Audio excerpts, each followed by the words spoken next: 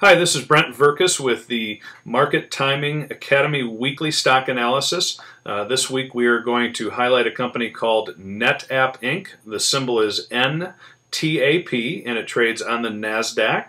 NetApp manufactures integrated network storage and data management hardware for corporations and governmental agencies. What that means is they give corporations and other agencies the ability to store their data on a remote site through something called the cloud or a remote storage facility. A very strong industry right now, and a lot of companies are going to this outsourced component of their information technology management. As we look at this stock, I want to highlight a couple of the fundamental things that we focus on when analyzing a stock. In this case, we've identified that this company has an earnings per share percentage growth rate from the last quarter of 61%. That is a huge change. We look for companies that have at least 25% growth.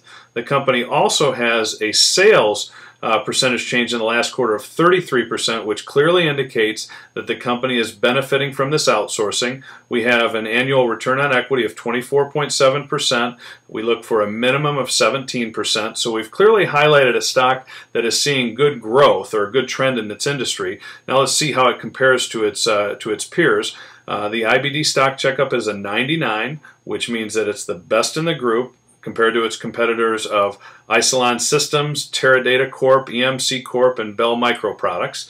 Now let's take a look at the weekly chart to really get an idea of what's been going on with this stock and whether it's something that we want to be involved in. Okay, let's take a look at the weekly chart for NetApp. As you can see, over the past year, this stock has been in a very strong uptrend right through this phase. And coming into around January, the stock started its first phase of good consolidation. Through this period, it formed a nice cup with handle base right through here.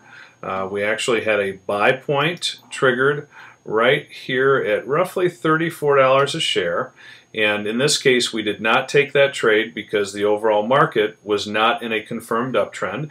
And you know how important it is to make sure that regardless of how good your stock is and whether it meets all the fundamental criteria and technical buy points, unless the market is in a confirmed uptrend, do not take that trade. In this case, you can see the stock made a nice little move to the upside, and then the market rolled over, which is what we had suspected would happen. Then we had right through this period, actually, this is the flash crash that happened back in May, where the stock market was down over 1,000 points in just 5 or 10 minutes. It was quite a scary moment. The stock did touch its 50-day moving average, which is right here, rallied and then came back and retested support. So we're starting to see some good support right through here. So we're looking to acquire this stock. Right in this period of time, you had another buy point that was triggered, which was right through, right through here.